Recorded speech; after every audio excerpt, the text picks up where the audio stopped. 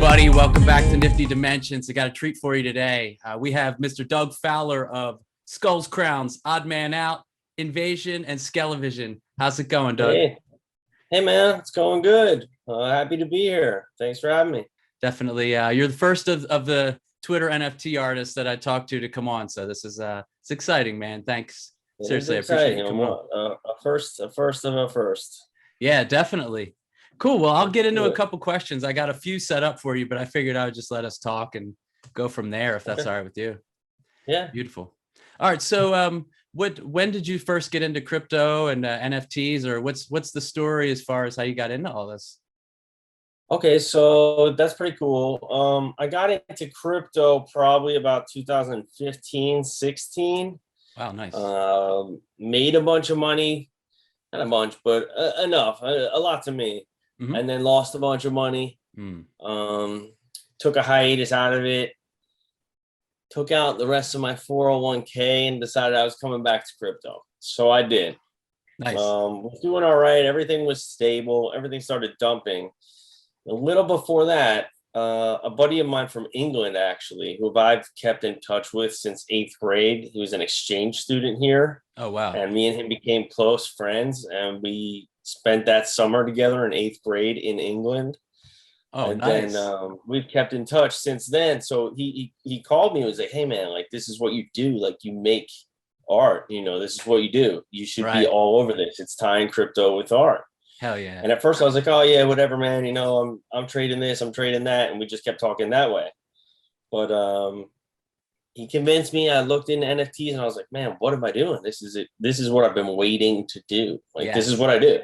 Totally. So, this could be the first time that people actually pay attention, give artists the respect they deserve for creating art. Everybody takes it for such granted. There's been such a disrespect of the artist over the past, I don't know, since the internet. It's I couldn't have put it better myself. Totally agree. It's crazy. You were just like brushed off to the side, and it's like, oh yeah, he's an artist, but he's not going to be anything. This is giving people the opportunity to be something as an artist, and that's really, really cool. Not saying there's not other ways of doing it, but the casual artist can now make it a profession because people are paying attention and they're respecting the artist. It's pretty cool to see. Definitely. I agree. I think, when I just got into crypto maybe about 6 months ago, tops, maybe just even learning about it. I had ignored it for a while. And one of my friends, the guy Freeman, who I started this channel with, he had asked me if I knew about NFTs. I had no idea.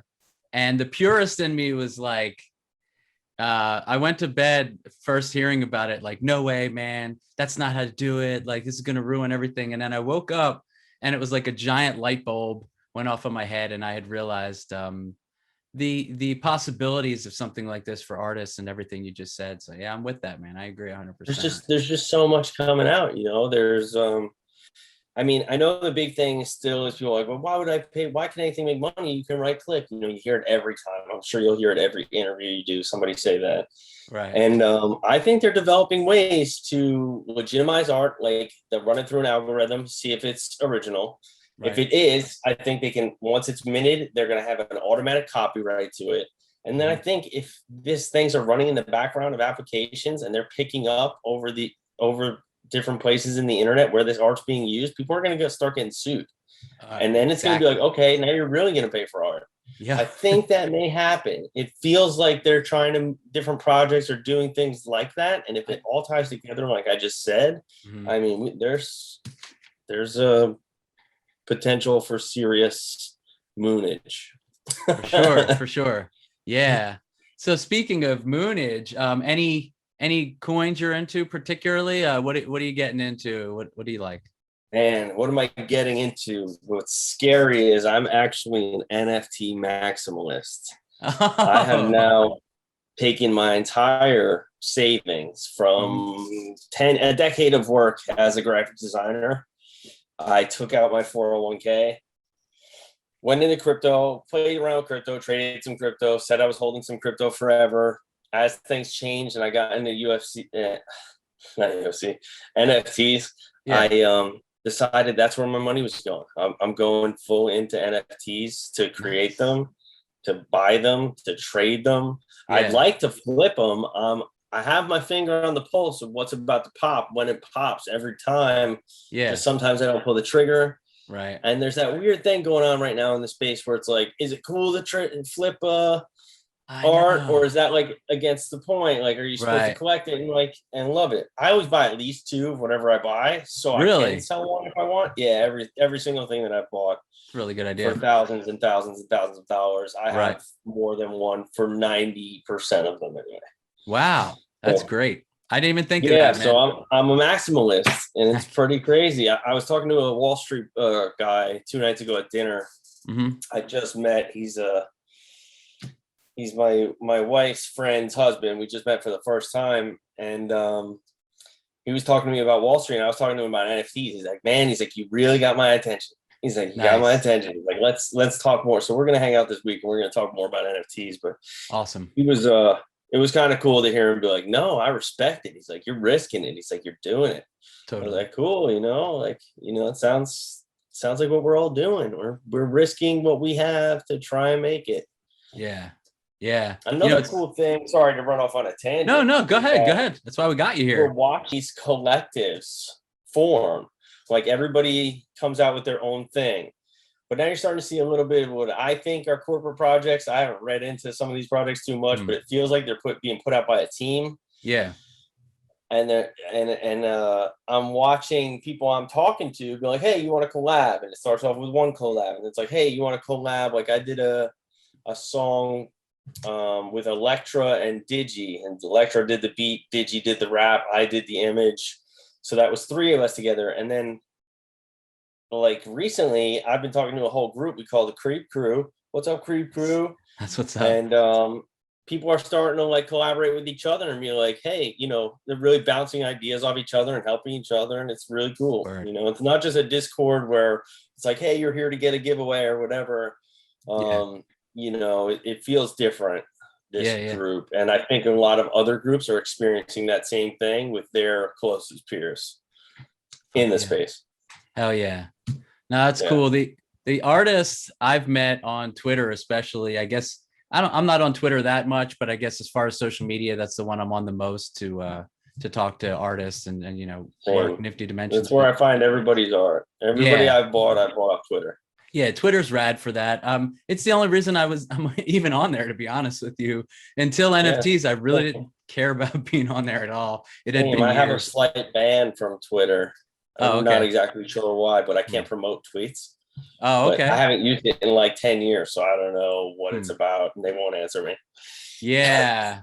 Some of their freedom of speech rules have been trying on some of us that would like to question things, but that's a whole nother. Quite crazy, man, because they won't even talk to you about what it was. Yeah. So it's like, what?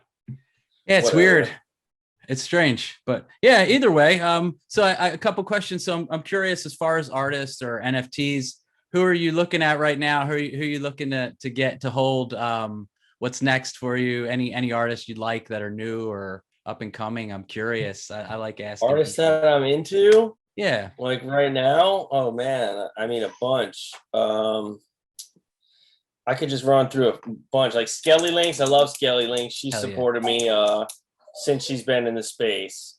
Awesome. And there's a bunch of other ones. Crypto Tombs, Nosferatus. I'm cool. calling out a bunch of the Creep Crew members. Crypto Tombs for sure. Oh, beautiful. Yeah, those are some. I mean, I love the Dirt God, Chemical Messiah. He's awesome. He helped me out with a little issue I was having with an all over print for a t-shirt. Oh, okay. I just never was able to connect with a company that could do that, because I guess they got to print first, on the fabric and then sew the shirt. That's the only way that I know how it can be done. Right. And I've been in merch a long time, so I talked to him. He put me on to something, a company that does it pretty easily. So I just put my first all over print out. We'll see how it comes out. Cool. But that's awesome. Is that's out already? Yeah. I have a merch store that I just launched. It's SkullsCrowns.com. Beautiful. And it used to be years ago when we toured with like Rockstar Energy, Uproar Fest, Rockstar Energy Mayhem Fest. We toured some of the East Coast states, you know, with a bunch of buddies of mine. It was actually a great time in my life. Hell yeah. You know, I bet Merch it Girl, was. Porn Star, it was great. You know, Yeah. everybody, we got everybody's attention. It was wonderful. Nice. But we had a lot of fun with that. And yeah, so now I've just revived SkullsCrowns and put out merch. So Awesome. SkullsCrowns.com is live, guys. Cool. Yeah, I'll be checking that out. I'll have links. Everybody knows I'll have links below, and I'll probably be grabbing one of them up because I love to support you guys, man. Especially the people who are hell yeah, man. Like for me, look, I'm a musician. I've been in a band forever. Like that's pretty much I'm a producer and a musician. So I had made albums and albums that were just kind of stacking up that I had like just on my own and basically a bunch of music. And then NFTs seemed like this open door. So I kind of, are you making music NFTs? Yeah, I started that way. Actually, my first one on Foundation. Awesome. What's that? That's awesome. That's awesome. I didn't know that. That was yeah, something new. Hell yeah. New. So my first one was pretty unique. It's a one of one. It comes with a video that it's just trippy. It's actually this is a still of some of the video. Cool. Yeah, it's my first NFT. Very psychedelic. Yeah, yes. It's so I made that and it's been pretty much just pretty basic as far as what I'm making.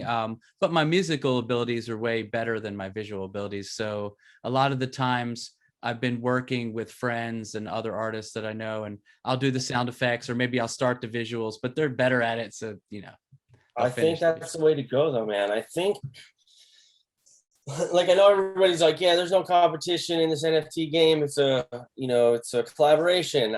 I agree with that. I really do. I genuinely believe with that. I think there is some people in there that are taking it as a competition or abusing power a little bit. Definitely. But overall, it's a great community. Yeah. And I think the real way to the top of this, like, because we're so early, the whole group that knows about it right now is not that big. Like, we kind of all know each other's names. Right. Really, there's not that many. I know, I've noticed. So I think in a few years, if all these people that are in it now stay grinding, I think eventually they're going to be working more and more with each other in these small groups. Yeah. The small groups might collect and start interacting with each other that way. And who knows what happens, man? I mean, the sky's the limit. Hell yeah, man. You know, you're going to see a lot of these people together helping each other. And if they do it that way, guys, do it that way. Help each other. I think we'll all be good. Hell yeah, man. I'm glad you said that.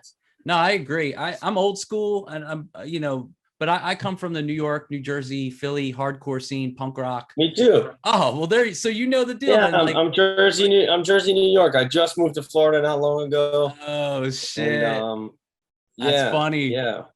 Two Northerners in the South. What's up? All my art has been accumulation of the scene and partying in the scene and losing people and whatever, there's everything that came with that piece of my life, that long period of life of live shows and partying every day. It comes out in my stuff. Like that's what did it. Totally. That's what made it. I love your shit, man. So I'm all about it. The thing, New York hardcore especially, but like hardcore in general, that's what I grew up with. My first band was a hardcore band. The unity and building a scene and how bands got other bands to play the shows. And then you knew that band because you went to see this band and they all unified to create this scene that now it's back then it was just whatever. It was small and underground. But now, I mean, I'm sure you heard of like This Is Hardcore Fest in Philadelphia. They used to hold it once a year. All the biggest bands from Agnostic Front and Madball and even, everybody showed up. And I love the unity that had came from that. So I've always kept that in my heart. And it's still some of my favorite music. I still listen to hardcore and punk, Ramones and shit. Yeah, I do a lot of punk rock. Yeah, man. Although for most of the Invasion series, I listened to Nine Inch Nails incessantly. Oh, nice. Hey, you listen to Health at all? The band Health? No. Oh, dude. So Health, it's old. I'll write it down though. Please do, because they're one of the new tracks they have Nine Inch Nails on there.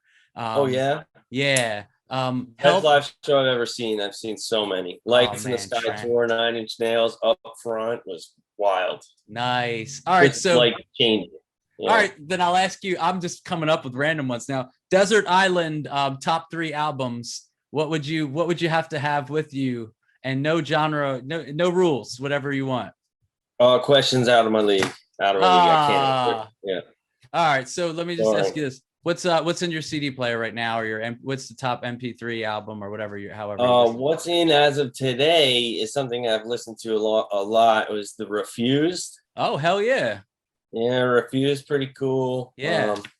I listened to some Rancid today. I listened Oh. to some Nine Inch Nails today. Awesome. I listened to some Dillinger Escape Plan today by accident, but I still listened to it. Nice. And At the Drive-In is always in my player. Oh man. Like At the Drive-In, I listen to a lot. Woo. Yeah, love them. At the Drive-In is good. Awesome. You like the Mars Volta, or were you not into? I love the Mars Volta, but I'm more partial to At the Drive-In. In Casino Out. And, hell yeah. Yeah. That's awesome. I like At the Drive-In a bit better, but Mars Volta was awesome. Hell yeah. Yeah, I was into that. Mars Volta De Laus and Comatorium, when that came out on vinyl, I bought I can't even pronounce that. Yeah, it's cool. It's a weird album too. It's pretty much that's lyrically it's pretty much it's all over the place. But Rick Rubin, the lyrics are crazy. What's that? Sorry, I don't mean to cut you off. Oh no, that's cool. I said all the lyrics are crazy. They're just wild. Yeah, Cedric's. I think I read an interview with Gwen Stefani and No Doubt or something one time, and after they watched them, she went over to somebody, a reporter or somebody. I don't know if this is true. If it is, I don't know, but I think it is. And she was like, "I got a lot to work on in my lyrics." Right. Which is cool to hear, from somebody that's that successful. Yeah. It's cool. Yeah, that makes sense though. Not that I don't like No Doubt, but let's just say Cedric's lyrics in the Mars Volta and At the Drive-In were way deeper than most of the lyrics I've heard in No Doubt. So I get that.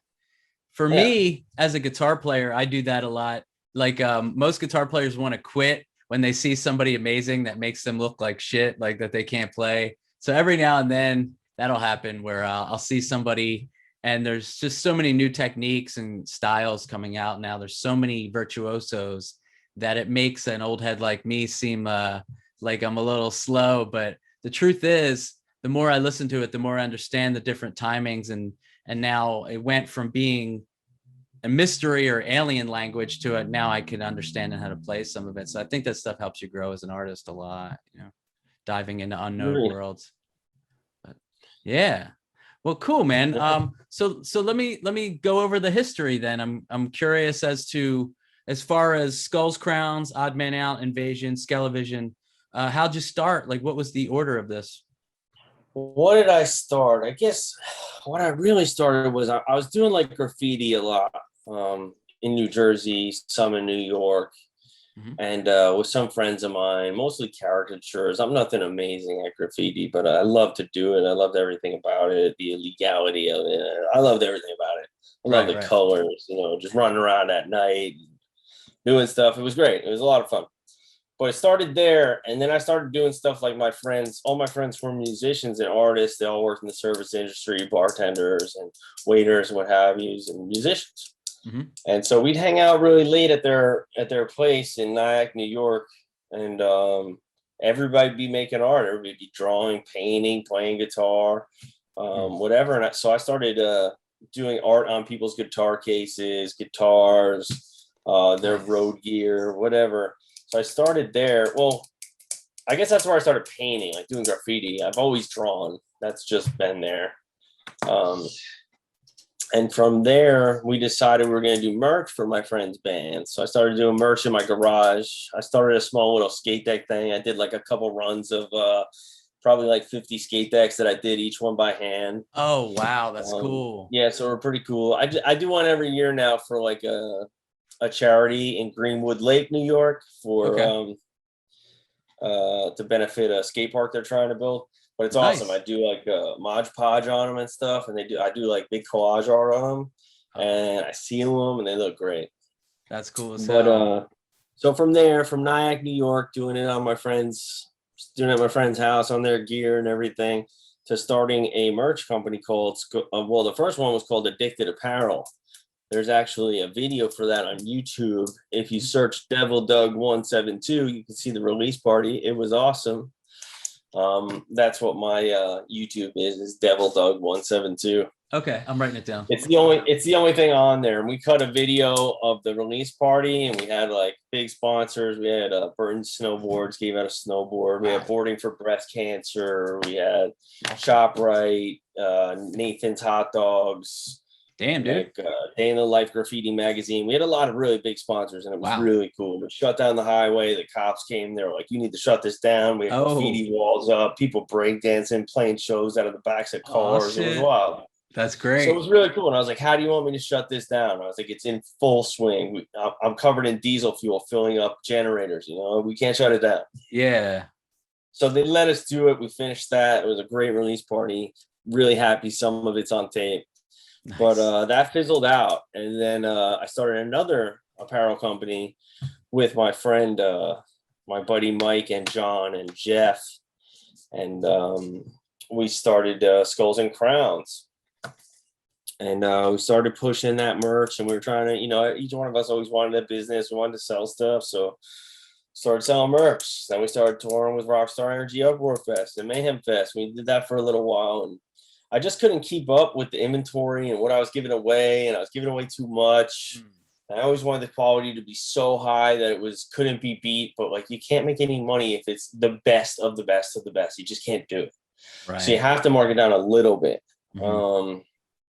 So that was a problem. So it kind of fizzled out as well. And now I'm really happy to say that I'm back doing it again, and I have been completely re-inspired by the NFT space. Nice. And doing digital art, because like I have folders full of stuff that like, you know, can be turned into things, and I have notebooks of drawings that I can scan in and color and print as NFTs. So the whole entrepreneurial spirit of it all has like kicked back in. Yeah. And you know, I'm texting my friends. I was like, "Hey, I'm doing an interview tonight." You know, like that's exciting to me. I want to do that. I want people to know what I do and what I've done. Hell yeah, a little bit, because like it just seems like it just has been for nothing for a long time. Right. You know, I have some wild friends. I had some wild friends in college, and we all partied and, you know, ran around with one of my buddies in the pornography scene. Oh, no. He owned a pornography company. He's the man. What's up, Mitch? Nice. He's going to be mad. I called him out. Oh, shit. But, you know, we were wild and we had a good time. Yeah. Everything was cool. And now I'm trying to switch it up, trying to do my own thing. Yeah. Where it's my merch. You know, it's my art. It means what I want it to mean. I want to do toys. Did I tell you I'm doing toys? No, but I love it right now. It's a lot more expensive than I thought it was to do vinyl toys. But I'm trying to do something. I'm getting figurines made. It's going to be cool. I'm going to do giveaways with them. Sweet. Dude, hell yeah. That's what's up. Yeah. I got a buddy working on a little script. Hopefully, he's going to write a story about Mr. Skelly Vision and what he represents, the overreach of media, and how it's drags on everybody, whether they want it to or not, and the problems I think it's causing in our society. I mean, that's what it's about. I love the art. The art's cool, but you know, that's what it's about, is to raise a little bit of awareness of all these being hit from left and right by social media here, this advertising, you know, the whole deal. Definitely. Just for people to like notice that a little bit, step back and know it's okay to like, you know, get caught up in that grind of all that and step back sometimes and know that, you know, you just need to step back and that's it. You know, it's a lot. We get hit with a lot of stuff on the daily, and I don't think it's cool. No, I hear you. Well, I'm happy to hear you're making collectibles though, like some toys coming out. That's what's up. I love that kind of stuff. So that's really exciting. Yeah, we're doing Mr. Skelly Vision. Oh, sweet. Well, keep us posted here, man. Main mascot, Scott, you know, the guy with TV head, skeleton face. Hell yeah, of course. And I want to do Miss Skelly Vision because I just released the Avatar project, like you know, Skelly Visions. Yep. Which came out last night, did great, 18 sales first night. Wow, congrats, bro. You know, yeah, because I don't think I reached that many people. So 18 sales for me is a big deal in the first night. Dude, that's a big deal. I hope it catches on. I think the design's clean. I think they're cool. Yeah. I know people wanted avatars, and I was already branded for avatars, so I might as well use the traits in my work to Hell make yeah. avatars. Yep. So, and I made them boys and girls, you know, because I kept seeing people complain about there not being enough women represented and everything. Okay. So I was like, all right, well, I'll make girl ones too. Hell yeah. But I hope neither side lets me down. Sell me out, guys. Right. There you go. Yeah. Go buy his stuff, guys. I'm repping everybody. Hell yeah. So you gotta show up. Hell yeah, man. These are the kind of artists that need support, everybody, because they're repping for everybody. They're a strong part of the community. So if he has anything left by the time you see this, go buy what's left for sure. Hell yeah. I pray that happens. Yeah, me too, man. I'd be happy for you. I love seeing artists succeed. I think it's one of the most beautiful things ever. Maybe it's because I'm a musician and I've always been part of I've always gone through the struggle, the artistic struggle. That's been part of my life, whether I was touring on Warped Tour or I was starving, doing a demo. It didn't matter. You know what I mean? I love Warped Tour, man. It's one of the best days of my life. Oh my God. Yeah. Classic. We played Camp Bisco was something. It was more EDM when we made kind of hybrid, like electronic metal rock stuff for a while, like video game soundtrack stuff. Cool. So once we started doing that, we got picked up on something called Camp Bisco. Camp Bisco is from the Disco Biscuits out of Philadelphia. They held a festival once a year. It's huge, like 60,000 people and all. That's awesome. Yeah, those were the two. I haven't heard of it. I'm surprised being from up there. Hell yeah. That's super cool. It was great. There was some they started to bleed in different artists and different things like that, as far as not just electronic, but like bands, and they started to mesh it together pretty well.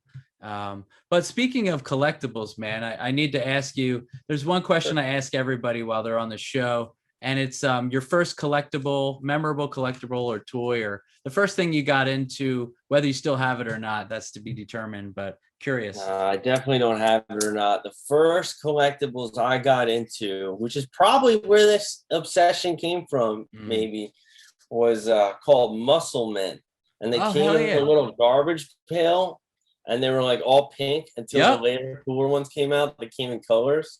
They were. I'm talking little kid. I'm talking 5 years old. Yeah, those were my collectible. I loved every one of them. That's awesome. And I think they got me into art too. Now that we're talking about it, thinking about it right now, I can remember trying to like get in the guy with the pyramid head. I try and draw him and try and draw the next guy. Right. So that might have been where I started, was collecting those things, and Garbage Pail Kids, although my mom hated those. Oh, those were the best. Hated them. I loved them. I loved the Nightmare on Elm Street cards. They were my favorite. Hell yeah. Big fan of horror. So anything I can get my hands on horror related, I would get. Nice. Me too. Yeah. Hell yeah. Yeah, man. I had all the Garbage Pail Kids. I had many of them that were worth a lot of money now. It's a shame. Transformers, the original Transformers, and the Garbage Pail Kids that I had collected and then lost just over moving and time and everything. But yeah, I think there's this thing that happens to people where when you lose the stuff that like for me, it was like the two things I said.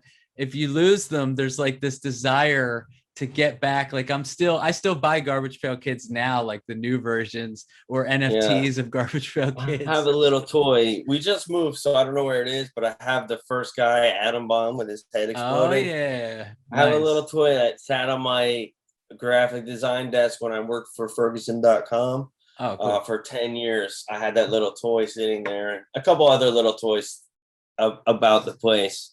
But I know what you mean. I see it. I have to have it. Hell yeah. Yeah, man. I've been getting into, I do get collectibles from time to time, but I'm not gonna lie. My biggest addiction as far as collectibles is vinyl records. I check Reddit every day. I try to stay up to date. Yeah, I don't know. It's That's like cool. All of this feels like that, right? It feels like flipping through records. It feels like going through comic books in the comic store. Totally. Looking for random stuff. It really has that feel, that spirit to it. Hell yeah. Like when you're scanning through people's NFTs and you're like, oh, I like this one, but I like this one. Yep. I'm going to buy both.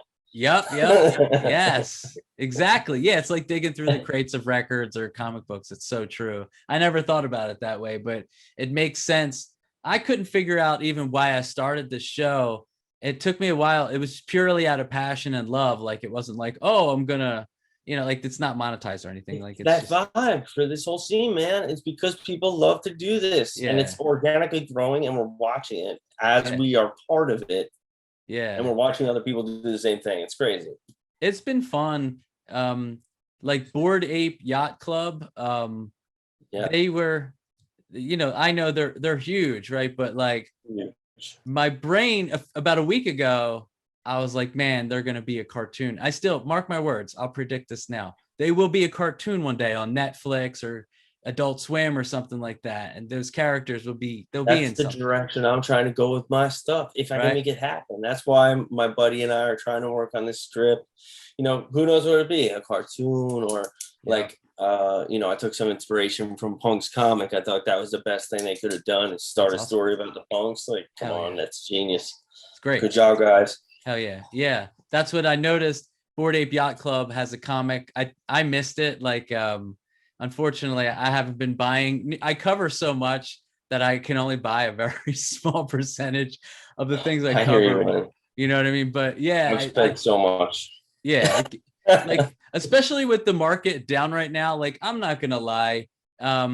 Most of my spending is dollar cost averaging during dips, or like trying to cover the coins that I bought. That, like, I bought Internet Computer at $108. It's down to $34, and I bought a bunch of them. Like, so as it went down, I was buying them, hoping they I were call gonna. it tuition.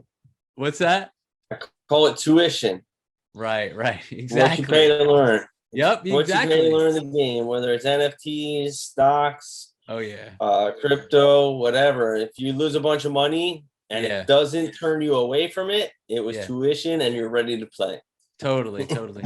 Yeah, man, I'm definitely not a FUD kind of person. Like, I'm more FOMO than FUD. I won't sell anything unless I see a big ass return from it. Like, I Me invested in, too. you know what I mean? So like, my dad's a perfect example. He's kind of old school. He's in the, in the stocks and all. So he's getting into crypto with me, just kind of watching what I'm doing. And he's like, so Nice. are you gonna sell Doge? And it was at like 30 cents. I'm like, dude, it was already at 70 cents. Like, no, I got it really cheap. Like, I'm only gonna sell it when it's like, oh shit, giant, like, this is gonna make a difference in my life. This is going to Otherwise, change my life. yeah, like, and I Yeah. tried to explain to him the way we look at it in crypto is like, or at least for me personally, and we all know this, like, only spend what you can afford to lose. And I treat it, if I'm going to buy $100 worth of crypto that weekend, I look at it like, all right, I'm going to the casino. I got $100 I could spend. I don't expect Same. to come home with it. If I, like, that's just how I do it. Right. Same. Yeah. Yeah, but I always have in the back of my head, I'm not upset if I lose this money, Right. but I expect it to quadruple. Hell yeah. Yeah, exactly. Yeah. I think the newbies, and I am a noob, but I think I'm a little more developed than most noobs, just because I dove so far into it that all my other friends that are noobs, I school them. And I don't mean that like sarcastically. I just mean they literally ask me to help them every day. Sure. Yeah, I get asked to help a lot of people too that I've taught how to, they're asking me how to start up a wallet. Right. I was doing this in 2016. I learned how to do a wallet. So I was like, okay, like it's been a long time, but I think I can run you through it. Sure. Because I open up so many different wallets and everything. So I hear that. Yeah, I help a lot of people and they ask me a lot of stuff. Yeah. That's cool. Yeah, I've been doing it more. I've had people even locally, like local friends and all, down here where I'm at. They're not really into it yet, but it's starting to become mainstream, like more and more. So I'm starting to text my buddies about it, like, because they know that I do it and everything, but now I'm really trying to put them, I'm going, guys, I watched this project. That's cool. Cool cats. I love you. I don't think it was the most amazing project in the world. Sorry. It's amazing. It's cool, but I don't think it was the best project to ever exist. It exploded. Really? And I saw that and I was like, wow, yeah, Cool Cats is the coolest thing to have right now, hands down. Right. Mike Tyson's got a cool cat. I didn't know you said I Cool love Cats. the My bad. colors. I Yeah, love the that's project. I don't mean to give it any kind of negative vibe at all. I apologize. no word. Yeah, they're awesome. I didn't But I realize you were saw it talking about them. explode from where you could buy 50 of them Yeah. for whatever amount of money, and the next day you could buy 2 for that same amount of money. Right. Yeah. 50 to 2. I'm talking thousands and thousands and thousands of dollars overnight. Whew. You could have bought it for nothing. You could have bought Right. it with the change in your pocket. Yeah. Wow. That's crazy, man.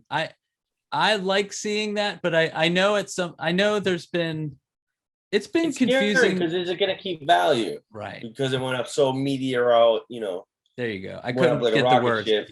Exactly. Yeah. Right. It goes parabolic, goes through the roof, and like most crypto, as we see, it's very volatile. When you see it go up, it's coming back down at some point. So you got to wonder. And I also wonder, like I'm a big fan of NFTs on the Ethereum chain, like on on the Ethereum network. So OpenSea, I like doing Foundation. I don't do them that often. Like it's been a while because I've been doing this and everything, but I like to spread it out. I'm curious, have you messed with Wax at all? I know that's kind of like a more affordable area. No, but I got asked that in my interview yesterday too. They asked me about Wax, and I've heard about it. My boy Digi, the rapper, has talked to me a little bit about Wax, and it just hasn't stuck yet. Somebody's gonna have to keep talking to me about it before it sticks. Word. Yeah. It's just really cheap way of trading NFTs, right? Yeah, it's really, really cheap. Like you can get a Wax wallet for free, and then like I could send you NFTs for free. You don't have to pay any gas cool. or anything. I think that's cool. Yeah. But I like the element of there being the gas and you taking that risk and you're putting that confidence into the project. No doubt. You're like, all right, I'll risk that $10, that $20. I've spent hundreds on gas, guys. Jesus. Right. Not hundreds total, but like I've spent hundreds at a time. Exactly. Same, man. And I feel like, wow, and in the back of my head, I said, but I believe in this artist. And like from what I've done, talking to them, watching their project grow, and seeing what they got in store, like I'm willing to risk that money right now. I'm in a position where I can. I'm going to do it. So yeah. Well, I will say this, like Scout's honor, Wax NFTs are very rarely valuable. There are exceptions, like Ken Bozak. He has a show on YouTube, and Not Another Bitcoin podcast and Not Another NFT podcast. Him and Nathan McCurry have a good show on YouTube. I've seen Ken's Wax NFTs be worthy, and I mean like very valuable, thousands of dollars. But it's rare because of the accessibility, and it's free to mint on there, or you basically don't spend much Wax at all just to have some RAM built in to where you can hold memory and RAM or something within the Wax wallet where you can buy more for more space to hold them. I think it's I look at Wax as a fun introductory way to get people into NFTs that have no clue. If they get a Wax wallet for free and then you send them a cheap or an affordable Wax NFT from like neftyblocks.com or Atomic Hub, it's a cheap, easy way to get them into it. But as far as investments and like actual assets to be buying for the future, I honestly think that things on the Ethereum network like OpenSea and Foundation, and I like Hen too. I know that's what's Hen use? Tezos? I started a Hen, and I know it's cool to like mess with platforms once they're like fully polished. They're not fully polished. There's something about them. Yeah. That intrigues you, but I had a hard time going around it. I didn't spend as much money as as much time as I probably should have on it, but it didn't catch me right away, and I didn't get pulled in yet. But I think I might, because people keep talking about it. But then I heard there was a hack, and then I was like, I heard that too. I can't verify, but I heard that too, and it was down. Who was it? LSD Gummy Bears, somebody I've collabed with. He's cool. I like his stuff. Yeah. Hell yeah, he's a cool guy. I went to his hen page to check it out because I have Tezos that I got on Coinbase, but like I had thought like, all right, let me go check this out. I wanted to get into hen and I was going to buy an NFT off of hen, and everything was down. Everything was down. I know it's come back since then, but it definitely, and I mean, you know, we can edit this out later if you want. It's up to you, but like it definitely created a little hesitancy for me. Definitely. Like I wasn't, because I was thinking the same thing. Like, do I want to mint here? Like I'll mint. Like I'm on Rarible. You know, I'm sure you're on a couple different places, right? Yeah, I'm But on like, a couple, but I haven't posted up on one of them. I think right when I started on Mintable and I posted two. okay. But then I quickly went to OpenSea and I've stayed with them strictly. I've been more than happy with OpenSea. Hell yeah. I got to admit, and because it's the marketplace, it's literally like most of the places you mint, you're going to see it on OpenSea anyway, because that's like the core marketplace that's it's actually minted on, right? So yeah, I value it. so. I love it, man. We're big fans around here. Like I said, I am a big fan of Ethereum, and I'm looking forward to Ethereum too. I hope it helps the NFTs. I think it will. I've been told both. It depends on who I speak to. Most of the smartest people in crypto that I've spoken to, most of have told me, yeah, dude, like you're early. Anything you get right now, especially on the Ethereum network or like Polygon, there's certain networks that are apparently on the up and coming, you know, situation. I know like Cardano is not really an NFT thing, but a lot of people have been swearing that Cardano is on the come up. So like, won't lie, like I got this, I buy that's, you know, like I look into it, and any projects from high to low, like I'll buy it if I look into it and I find there's some value there. I do think things like having like Theta. Have you checked out Theta TV yet? Or have you bought any, you know, Theta? All right, so Theta, I didn't know where to buy it. I still never bought it, but Theta.tv is it's a site. It's been up for about a year, and there are gamers and NFT artists and crypto streamers, and you sign up and you can stream as an artist. You can stream on there, and then they'll pick you up over time, like once you get moving, and you earn tether, but from watching videos or streaming on there, and then people give you tether, and you have a tether wallet built into it. I have heard that. I have heard about it. I haven't looked into it, but it's crossed my path for sure. Well, don't worry, you're going to be on there, bro. This interview is going to be on there, so yeah, you're on there. 100%. We're going. Cool. We're going. Yeah. I just got on there, cool. So Theta yeah. TV, what's up? Yeah, dude. Theta TV. I'm a big fan of. They allow you to say what you want, think what you want. Everybody can ask what they want. And where I'm from internally, I won't even speak like externally, but internally, I like to ask questions. I like, you know, I'm a big question asker in this world, and you can't tell me shit unless I look into it for myself. And I think these kind of sites that are built-in freedom of speech, peer-to-peer DeFi sites where literally there isn't a middleman telling you what to think, say, or how to do it. Those are the future, in my opinion. Like, I can't speak for anybody else, but as far as what I want in this world, I don't want some middleman messing with my money or my crypto or my art or my music or anything like that. These are what you're saying. Right? Yeah, exactly.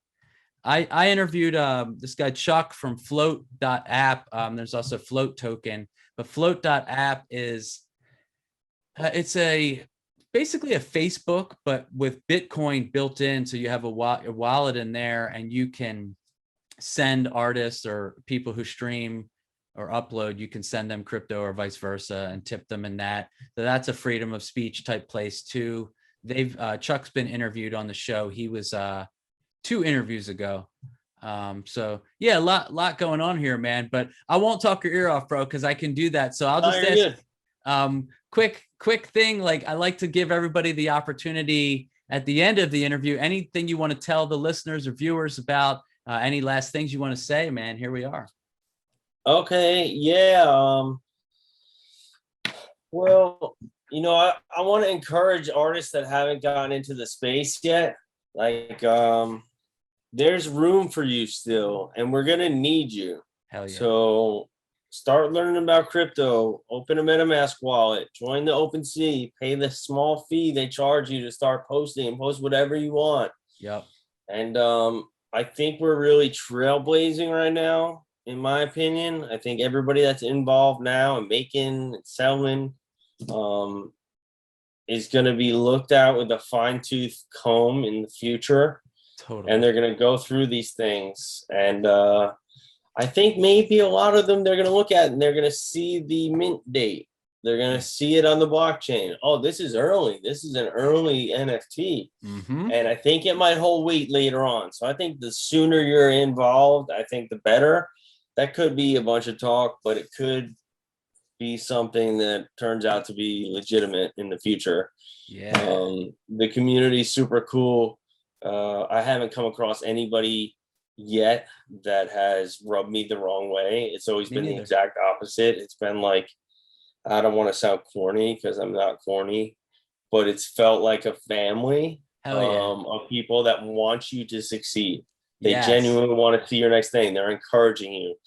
It makes me feel like I was back in those Nyack apartments with all my friends doing art all night long, listening to them make other art acoustically in the room next door. And then running around town in the middle of the night like wild animals. It makes me feel like that. That's awesome. So that's awesome. That's a good feeling. Yeah. It's got camaraderie. It's got it all. So totally, man. And when you're check it out. And a couple other people you should don't forget Bitbones. Bitbones, my man. You got it. Bitbones is good. Yeah. And we'll have links for everything. BitAliens has helped me a lot too. BitAliens I met right when I entered the NFT space. And he's given me a lot of advice as I've gone on. Yeah.